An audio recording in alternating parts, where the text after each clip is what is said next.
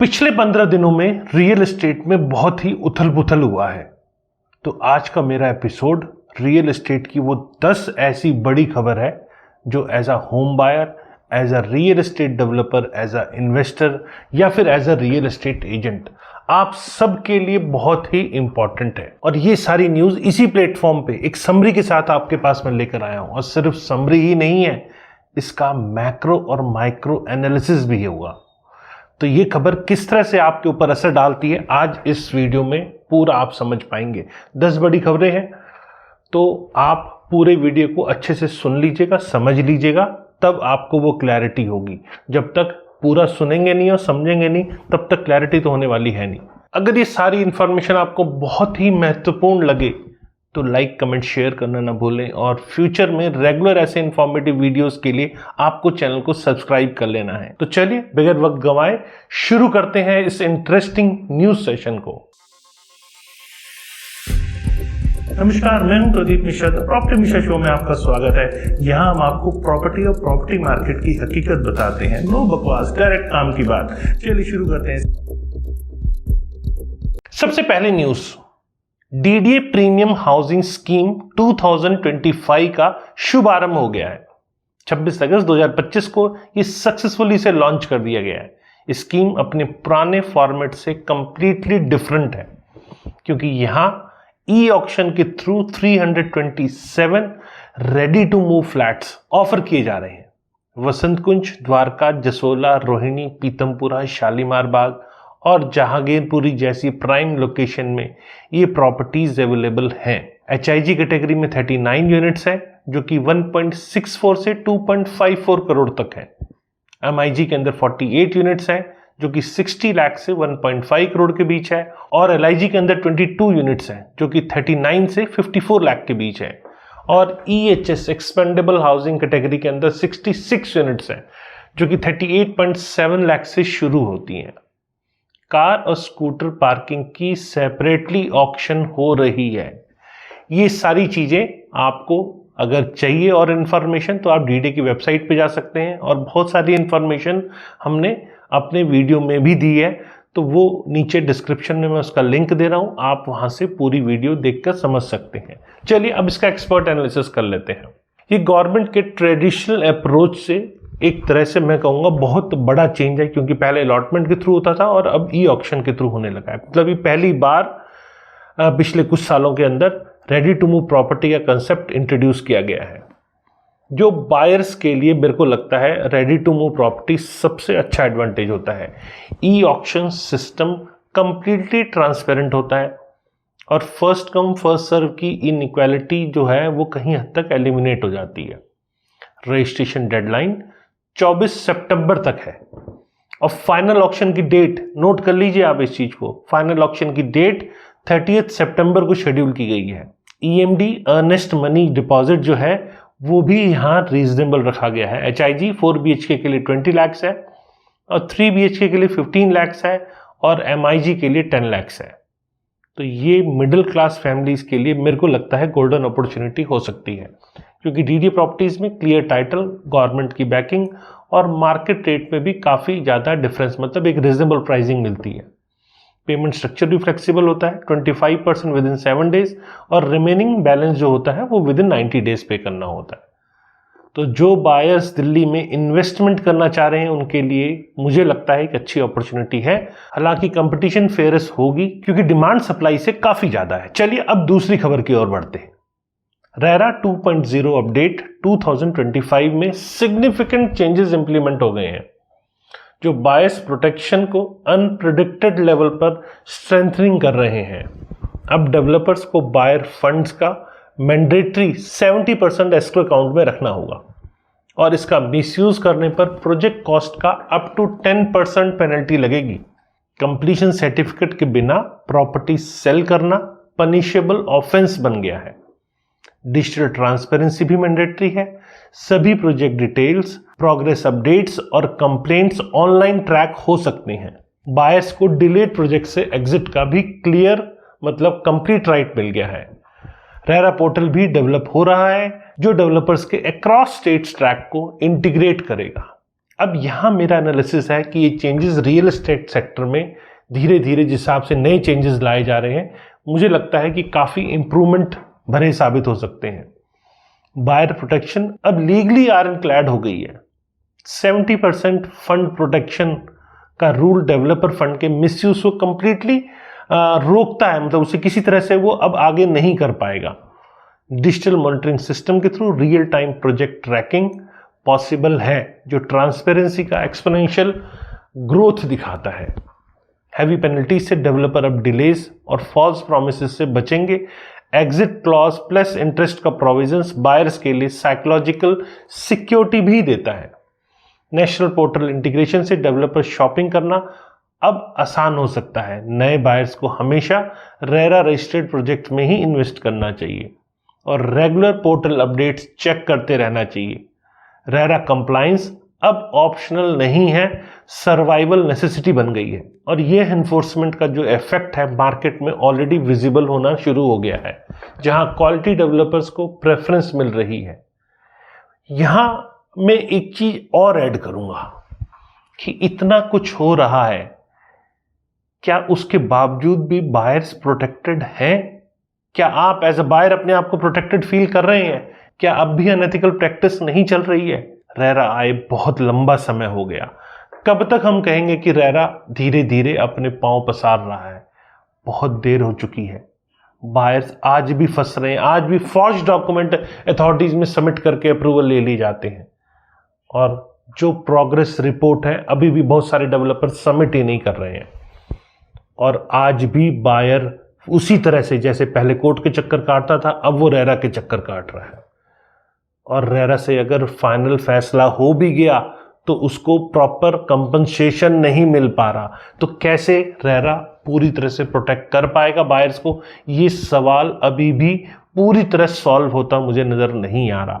वो बात और है कि ये डेवलपमेंट धीरे धीरे आने वाले टाइम में बहुत बड़ा चेंज लेकर आएंगे, लेकिन जब तक चेंज पूरी तरह नहीं आएगा तब तक बायर्स तो कम से कम ठगा हुआ महसूस करता रहेगा। अगली बड़ी खबर, महाराष्ट्र हाउसिंग पॉलिसी 2025 में रेवोल्यूशनरी प्रोविजन इंट्रोड्यूस किए गए हैं। रीडेवलपमेंट प्रोजेक्ट्स के लिए सेपरेट रेरा लाइक लॉ की प्रपोजल अब आ गई है। करंट में रीडेवलपमेंट जो प्रोजेक्ट्स हैं वो रेरा के अंडर बिल्कुल नहीं आते थे, जिससे थाउजेंड ऑफ होम बायर्स की ग्रीवेंसेस जो हैं वो कहीं हद तक अनएड्रेस रह जाती थी। तो ये पॉलिसी जुलाई 2025 में ऑफिशियली इंप्लीमेंट हुई है। रीडेवलपमेंट प्रोजेक्ट्स में मेजर इश्यूज हैं। डेवलपर रेंट पेमेंट स्टॉप कर देते हैं, प्रोजेक्ट डिले हो जाते हैं और फ्लैट ऑनर्स को ट्रांजिट कैंप्स में कई सालों गुजारना पड़ता है। पॉलिसी में 2000 करोड़ एलोकेशन भी है यहां पर सेल्फ रीडेवलपमेंट को सपोर्ट करने के लिए। सीनियर सिटीजन हाउसिंग को भी सेपरेट कैटेगरी मिली है मैंडेटरी रेरा रजिस्ट्रेशन के साथ में। तो ये बड़ी न्यूज़ है, तो इसका एक्सपर्ट एनालिसिस कर लेते हैं। ये मूव महाराष्ट्र रियल एस्टेट के लिए हिस्टोरिकल स्टेप है, क्योंकि रीडेवलपमेंट सेक्टर कंप्लीटली अब तक अनरेगुलेटेड था। हजारों फैमिलीज रीडेवलपमेंट के प्रोजेक्ट में कहीं हद तक स्टक महसूस कर रहे थे, जहां डेवलपर डिसअपियर हो जाते थे या रेंट पेमेंट बिल्कुल रोक देते थे। सेपरेट लॉ का प्रपोजल प्रैक्टिकल अप्रोच दिखता है, लेकिन कुछ और इससे जुड़े जानकार बताते हैं कि एग्जिस्टिंग रेरा को एक्सपैंड करना बेटर ऑप्शन होगा। मल्टीपल लॉ कंफ्यूजन क्रिएट कर सकते हैं।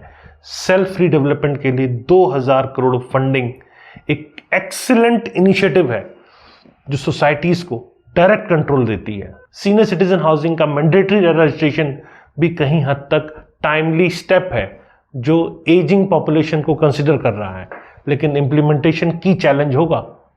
बायर्स को सजेस्ट करते हैं हम कि रीडेवलपमेंट के पार्टिसिपेट करने से पहले डेवलपर की कंप्लीट बैकग्राउंड जरूर चेक कर लें और लीगल डॉक्यूमेंटेशन के साथ साथ प्रॉपर्टी जरूर वेरीफाई कर लें। ये पॉलिसी अगर प्रॉपरली इंप्लीमेंट हो जाए तो मुंबई के स्लम रिहैबिलिटेशन और ओल्ड बिल्डिंग रीडेवलपमेंट में मेजर इंप्रूवमेंट ला सकती है। चलिए अब बढ़ते हैं अगली और चौथी खबर के पास। 1 करोड़ के ऊपर के घर ने H1 मतलब 2025 के H1 की बात करें तो रेजिडेंशियल सेल्स का होपिंग 62% कैप्चर किया है। जो 2025 में 51% से सिग्निफिकेंट जंप दिखता है मेरे को। प्रीमियम सेगमेंट 1.5 से 3 करोड़ में 22% ग्रोथ, और लग्जरी सेगमेंट जो कि 3 से 5 करोड़ के बीच आता है 14% ग्रोथ देखी गई है। अल्ट्रा लग्जरी 5 करोड़ प्लस में भी 8% बढ़ा है। इसके विपरीत अफोर्डेबल हाउसिंग जो 1 करोड़ से कम कीमत के हैं, उनकी सप्लाई 36% ड्रॉप हो गई है। 2022 में 3,10,000 यूनिट से 2024 में 2 लाख यूनिट। और सिटी वाइज एनालिसिस की बात करें तो दिल्ली एनसीआर में 45% डिक्लाइन हुआ है, मुंबई में 60% डिक्लाइन हुआ है, और हैदराबाद में मैसिव 69% डिक्लाइन देखा गया है। और ये सब के सब अफोर्डेबल हाउसिंग के अंदर है। मेरा एनालिसिस कहता है ये ट्रेंड इंडिया की हाउसिंग मार्केट के अंदर फंडामेंटल स्ट्रक्चरल शिफ्ट कहीं हद तक इंडिकेट कर रहा है। मिडिल क्लास के लिए ये डीपर कंसर्निंग डेवलपमेंट है, क्योंकि अफोर्डेबल ऑप्शन सिस्टमेटिकली धीरे धीरे एलिमिनेट हो रहे हैं। डेवलपर्स को प्रीमियम सेगमेंट में हायर मार्जिन्स मिलते हैं, इसीलिए वे अफोर्डेबल हाउसिंग अवॉइड कर रहे हैं। ये मार्केट पॉपुलराइजेशन क्रिएट कर रहा है, जो लॉन्ग टर्म में सोशल इनइक्वालिटी बढ़ाएगा। राइजिंग इनकम और एस्पिरेशनल डिमांड भी कंट्रीब्यूटिंग फैक्टर्स हैं इसके अंदर, लेकिन सप्लाई डिमांड गैप वाइडनिंग हो रहा है। गवर्नमेंट को अर्जेंट इंटरवेंशन करने की जरूरत है, अफोर्डेबल हाउसिंग को रिवाइव करना होगा, डेवलपर्स को इंसेंटिव देने होंगे और अल्टरनेट फाइनेंसिंग मैकेनिज्म डेवलप करने होंगे। करंट बायर्स के लिए सजेशन है कि टियर 2 में अपॉर्चुनिटीज एक्सप्लोर करें, जहां अभी भी रीजनेबल प्राइसिंग है। ईएमआई कैलकुलेशन प्रॉपर्ली करने के बाद ही डिसीजन लें। ये ट्रेंड अगर कंटिन्यू रहा तो हाउसिंग क्राइसिस और एक्यूट हो जाएगा, जो सोशल स्टेबिलिटी के लिए थ्रेट बन सकता है। 5वीं बड़ी खबर, कंस्ट्रक्शन कॉस्ट में ड्रामेटिक 40% इंक्रीज हुआ है, जो अफोर्डेबल हाउसिंग क्राइसिस को और भी बढ़ा रही है। 2021 से 24 के बीच पर्टिकुलरली शार्प 27.3% राइज देखी गई है। लेबर वेजेस अकेले अपने आप में 150% इंक्रीज हुई है 2019 से, जिसमें पिछले साल 25% जंप शामिल है। स्टील और सीमेंट प्राइसेस 30 से 57% बढ़े हैं। कॉपर प्राइसेस 91% बढ़े हैं। इसके रिजल्ट में अफोर्डेबल हाउसिंग का शेयर 2019 में 40% से घटकर H1 2025 में केवल 12% रह गया है। सेल्स शेयर अभी भी 38% से 18% हो गया है, मतलब ये ड्रॉप है सेम पीरियड के अंदर। ये अपने आप में बहुत अलार्मिंग है। मेरा एक्सपर्ट एनालिसिस इस पे कहता है कि अफोर्डेबल हाउसिंग के लिए एग्जिस्टेंशियल क्राइसिस है। कंस्ट्रक्शन कॉस्ट एस्केलेशन का डायरेक्ट इंपैक्ट प्रॉपर्टी प्राइसेस पे पड़ता है, जो अफोर्डेबिलिटी को सीवियरली इंपैक्ट करता है। लेबर कॉस्ट में 150% इंक्रीज पर्टिकुलरली कंसर्निंग है, क्योंकि ये स्टेबल नहीं है। रॉ मटेरियल कॉस्ट का inflation, global supply chain disruption, geopolitical tension और डोमेस्टिक डिमांड सर्ज का रिजल्ट है। ये प्रपोज्ड यूएस टैरिफ जो अब 50% हो गया है, कंस्ट्रक्शन कॉस्ट को और 1.5 से 5% बढ़ा सकते हैं। गवर्नमेंट को इमीडिएट इंटरवेंशन करने की जरूरत है। जीएसटी नॉर्म्स को सीमेंट पर 28% से 18% कम कर सकें। लोकल सोर्सिंग को प्रमोट करना होगा और अल्टरनेटिव कंस्ट्रक्शन टेक्नोलॉजी को अडॉप्ट करना होगा। Modular construction, pre fabricated housing और सस्टेनेबल मटेरियल का यूज कॉस्ट इफेक्टिव हो सकता है। डेवलपर्स को भी इनोवेटिव अप्रोच अडॉप्ट करने होंगे।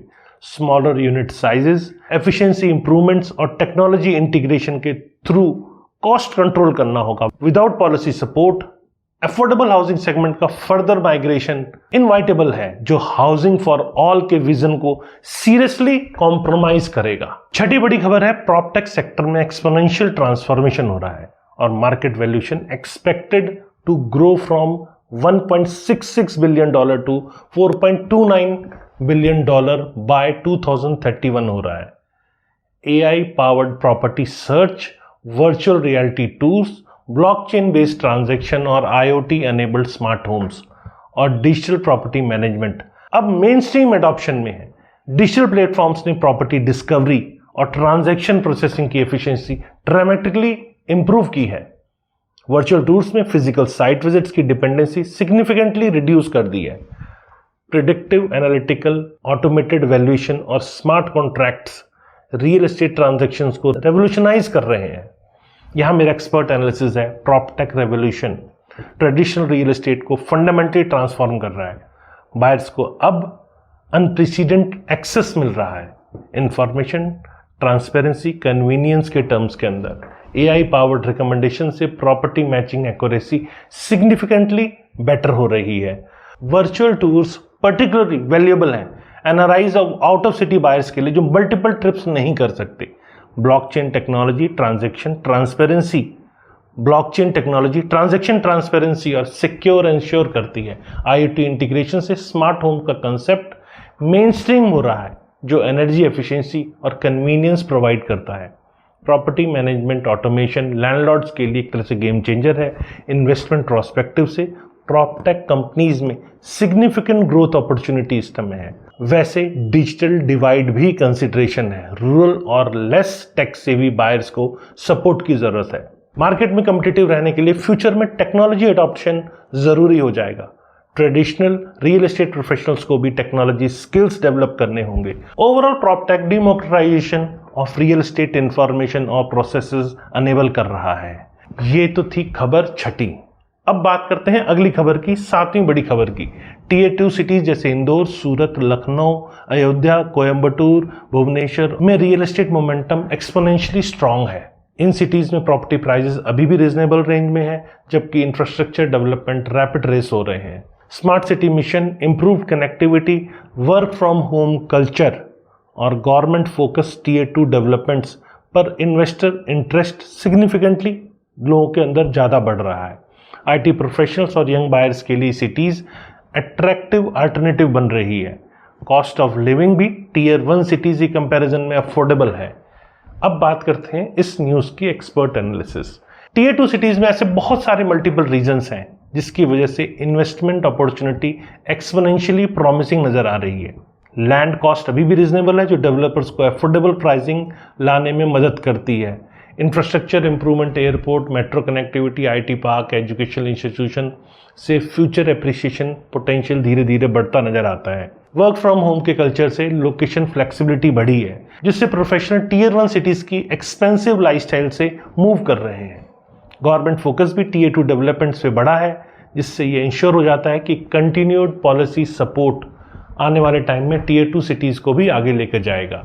एम्प्लॉयमेंट अपॉर्चुनिटी भी डाइवर्सिफाई हो रही है। मैन्युफैक्चरिंग सर्विसेज और टेक्नोलॉजी सेक्टर में ये देखने को अच्छी खासी मिल रही है। अर्ली इन्वेस्टर्स को मैक्सिमम बेनिफिट मिलता नजर आ रहा है क्योंकि करंट प्राइजेस अभी भी जो एंट्री के हैं वो अफोर्डेबल हैं। रेंटल यील्ड्स भी Tier 1 सिटी से बेटर हैं क्योंकि प्रॉपर्टी प्राइजेस रीजनेबल हैं और जब प्रॉपर्टी प्राइजेस रीजनेबल होते हैं तो रेंटल डिमांड वहाँ अच्छी खासी मतलब अच्छा रिटर्न मिलता है और रेंटल डिमांड स्ट्रांग भी है। क्वालिटी ऑफ लाइफ फैक्टर्स की बात करें तो लेस पॉल्यूशन, लेस ट्रैफिक और लेस स्ट्रेस ये भी अपने आप में इसको अट्रैक्टिव बनाते हैं। इन्वेस्टमेंट स्ट्रेटजी के प्रोस्पेक्टिव से Tier 2 cities balance portfolio approach provide कर रही है, लेकिन लिक्विडिटी कंसिडरेशन भी है यहाँ पर क्योंकि रीसेल मार्केट Tier 1 सिटीज जितनी उतनी एक्टिव नहीं होती है। तो ओवरऑल Tier 2 सिटीज रिप्रेजेंट कर रही है future of Indian real estate growth. अगली बड़ी खबर है ग्रीन बिल्डिंग और सस्टेनेबल कंस्ट्रक्शन अब मेन स्ट्रीम रिक्वायरमेंट बन गए हैं। IGBC सर्टिफिकेशन स्टैंडर्ड ये एक्सपेक्टेशन है। एनर्जी एफिशिएंट डिजाइन मैंडेटरी हो रही है। सोलर पैनल्स इंटीग्रेशन अब कॉमन है। Rain water harvesting system standard future बन गए हैं और smart water management system developers की अब प्रायोरिटी है। रेरा अथॉरिटीज भी ग्रीन प्रोजेक्ट को फास्ट ट्रैक अप्रूवल दे रही है। गवर्नमेंट इंसेंटिव्स भी ग्रीन सर्टिफाइड बिल्डिंग्स के लिए अवेलेबल है। ग्रीन बिल्डिंग्स मार्केट इंडिया में $39 बिलियन रीच करने वाला है बाय 2025। चलिए अब इसका एक्सपर्ट एनालिसिस कर लेते हैं। सस्टेनेबिलिटी रेवोल्यूशन रियल एस्टेट में इरिवर्सिबल ट्रेंड है। Climate changes concerns, energy cost rising और एनवायरमेंटल अवेयरनेस से ग्रीन बिल्डिंग अब नेसेसरी बन गए हैं। लग्जरी के अंदर ये पहले आते थे, अब वो लग्जरी के अंदर नहीं, अब नेसेसिटी के तौर पे देखे जा रहे हैं। ग्रीन सर्टिफाइड प्रॉपर्टीज में डिमोस्ट्रेबली बेटर रीसेल वैल्यू आती है और रेंटल यील्ड भी अच्छा है। लॉन्ग टर्म ऑपरेशनल कॉस्ट भी सिग्निफिकेंटली कम आती है। एनर्जी एफिशिएंसी के कारण ये आपको देखने को मिलता है। IGBC सर्टिफिकेशन से प्रीमियम प्राइसिंग भी आती है क्योंकि बायर्स इको फ्रेंडली फीचर्स के लिए पे करने के लिए आज भी विलिंग है। Solar panel integration electricity bill reduce करती है जो ईएमआई बर्डन कहीं हद तक ऑफसेट करता है। Rain water harvesting, water scarcity issues, ये सब एड्रेस होते हैं इससे। Smart building technology maintenance cost भी ऑप्टिमाइज करती है। गवर्नमेंट पॉलिसीज भी ग्रीन बिल्डिंग के फेवर में करती है। टैक्स बेनिफिट, फास्टर अप्रूवल्स और यूटिलिटी रिबेट्स, ये सब आपको गवर्नमेंट पॉलिसीज के अंदर नजर आएंगे। फ्यूचर में green certification without property market में लेस कम्पिटिटिव होगी। डेवलपर्स जो अर्ली अडॉप्ट इसको कर लेंगे वो कम्पिटिटिव एडवांटेज गेन कर लेंगे। इन्वेस्टमेंट प्रोस्पेक्टिव से ग्रीन बिल्डिंग फ्यूचर प्रूफ है क्योंकि रेगुलेटरी रिक्वायरमेंट स्ट्रिक्टर होते जा रहे हैं। बायर्स को हम सजेस्ट करते हैं कि ग्रीन फीचर्स के लिए प्रीमियम पे करें क्योंकि लॉन्ग टर्म में बेनिफिट सस्टेनेबल है। ये ट्रेंड और भी एक्सेलरेट अभी होगा। क्लाइमेट कमिटमेंट्स और कार्बन न्यूट्रलिटी टारगेट है, इसके लिए ये फ्यूचर में इसका अप्रोच बढ़ता हुआ मुझे नजर आ रहा है। 9वीं बड़ी खबर, रियल एस्टेट मार्केट में कंसोलिडेशन ट्रेंड एक्सेलरेट हो रहा है। स्मॉलर डेवलपर स्ट्रगल कर रहे हैं और established brand market share gain कर रहे हैं। Quality construction, timely delivery, brand trust, financial stability और प्रोफेशनल मैनेजमेंट पर बायर्स का फोकस ड्रामेटिकली बढ़ा है। इंस्टीट्यूशनल इन्वेस्टमेंट भी ब्रांडेड डेवलपर्स को प्रेफर कर रहे हैं।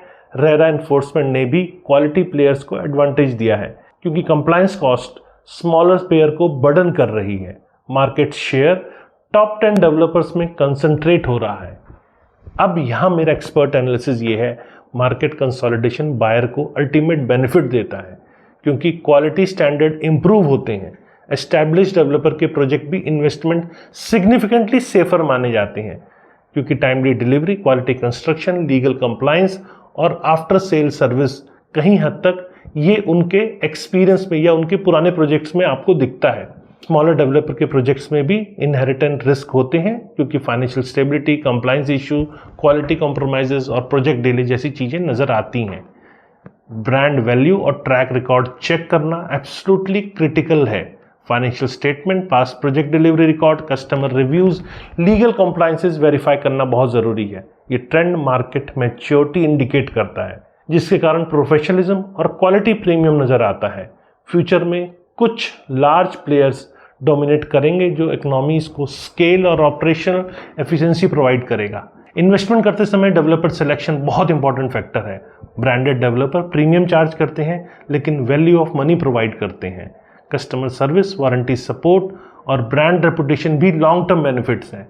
तो ये कंसोलिडेशन अल्टीमेटली कंज्यूमर वेलफेयर में रिजल्ट करेगा, बेटर क्वालिटी, टाइमली डिलीवरी और प्रोफेशनल सर्विस के थ्रू।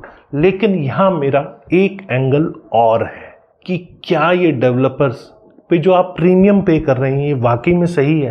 कहीं आपको लगता तो नहीं ऐसा कि लैंड कॉस्ट कुछ है, कंस्ट्रक्शन कॉस्ट कुछ है और जो सेल प्राइस डेवलपर ने निकाला वो बहुत ज़्यादा है? तो इस एंगल को भी हमेशा देखें। बिल्डर अगर छोटा है तो इसका मतलब ये नहीं कि वो खराब ही होगा। आपको अच्छे से एनालिसिस करना है, लोकेशन एनालिसिस करना है और फ्यूचर क्या पॉसिबिलिटीज़ हैं उस एरिया के मास्टर प्लान को एनालिसिस करना है। तब आपको क्लियर हो जाता है कि क्या एप्रिशिएशन आ पाएगी यहाँ पर। तो सिर्फ बड़े डेवलपर के चक्कर में ना रहें, अच्छी प्रॉपर्टी अच्छे रेट के ऊपर सही समय में मार्केट में एंट्री करने पर फोकस करें। 10वीं बड़ी खबर, अफोर्डेबल हाउसिंग क्राइसिस डिपेंडिंग हो रही है, supply dropping dramatically across major cities के अंदर। हैदराबाद में 73% ड्रॉप, कोलकाता में 67% डिक्लाइन, मुंबई में 50% रिडक्शन देखी गई है। Q1 2025 में ये ईयर ऑन ईयर देखी गई है। केवल चेन्नई ही ऐसा है जहां +29% और फरीदाबाद में +82% और ग्रेटर नोएडा में +24% में पॉजिटिव ग्रोथ है। Overall affordable housing supply 38% drop हुई है जो कि 60,765 यूनिट से 37,653 यूनिट्स में तब्दील हो गई है। 31 मिलियन यूनिट्स की शॉर्टेज प्रोजेक्टेड है, वो भी by 2030। Government schemes implementation slow है और पॉलिसी रिस्पॉन्स इनएडुकेट है। यहाँ मेरा एनालिसिस ये कहता है कि ये इंडिया की हाउसिंग पॉलिसी के लिए मोस्ट सीरियस चैलेंज है। 31 मिलियन यूनिट्स शॉर्टेज बाय 2030 ये मैसिव सोशल और इकोनॉमिक क्राइसिस क्रिएट कर सकती है। अर्बन माइग्रेशन कंटिन्यू हो रही है लेकिन अफोर्डेबल हाउसिंग सप्लाई कहीं हद तक डिक्लाइन हो रही है। जो कि इस समय अनसस्टेनेबल सिचुएशन है। गवर्नमेंट को कॉम्प्रिहेंसिव स्ट्रेटेजी डेवलप करनी चाहिए। PMAY इम्प्लीमेंटेशन एक्सेलरेट करना होगा, लैंड बैंक डेवलप करने होंगे, अल्टरनेटिव फाइनेंसिंग मैकेनिज्म क्रिएट करने होंगे और कंस्ट्रक्शन टेक्नोलॉजी इनोवेशन सपोर्ट करना होगा। पब्लिक प्राइवेट पार्टनरशिप एसेंशियल है large scale affordable housing delivery के लिए। खास तौर पर लैंड एक्विजिशन पॉलिसीज में भी रिफॉर्म करने होंगे।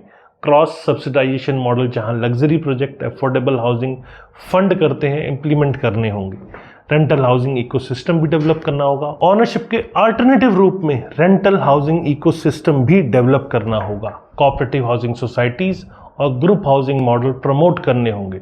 और without urgent intervention housing crisis और सोशल स्टेबिलिटी थ्रेट बन जाएगी। मिडिल क्लास फैमिली स्लम की तरफ पुश हो जाएंगी या डिस्टेंट लोकेशन में सेटल करने पड़ेंगे वो। ये अर्बन प्लानिंग और सोशल इनइक्वालिटी के लिए मेजर कंसर्न है। पॉलिसी मेकर्स को इमीडिएट एक्शन लेना होगा क्योंकि हाउसिंग बेसिक ह्यूमन नीड है। इकोनॉमिक ग्रोथ के लिए भी ये बहुत ज़्यादा एसेंशियल है। तो दोस्तों ये थी 10 बड़ी खबरें जो रियल एस्टेट सेक्टर में आपके लिए समझने की बहुत सख्त ज़रूरत है, क्योंकि जब आप इन्वेस्टमेंट करने निकलते हैं तो आपका मैक्रो और माइक्रो विज़न दोनों होना चाहिए। तब आप प्रॉपर्टी में इन्वेस्टमेंट करने से पहले उसको सही से समझ पाएंगे। कोशिश करता हूं मैं आपको अपने चैनल के थ्रू बहुत सारी ऐसी इन्फॉर्मेशन रेगुलरली देता रहूं जिससे आप अपडेटेड और इन्फॉर्म्ड बायर बन पाएं। अगर और ज़्यादा इन्फॉर्मेशन चाहिए तो आप मुझसे मेरे दिए गए नंबर पर संपर्क कर सकते हैं। स्क्रीन पर मेरा नंबर आपको दिख रहा है। कैसी लगी आपको मेरे द्वारा दी गई जानकारी? अगर जानकारी पसंद आई तो लाइक कमेंट शेयर करना ना भूलें और फ्यूचर में रेगुलर ऐसे इन्फॉर्मेटिव वीडियोस देखने के लिए चैनल को सब्सक्राइब करें। नमस्कार और जय हिंद।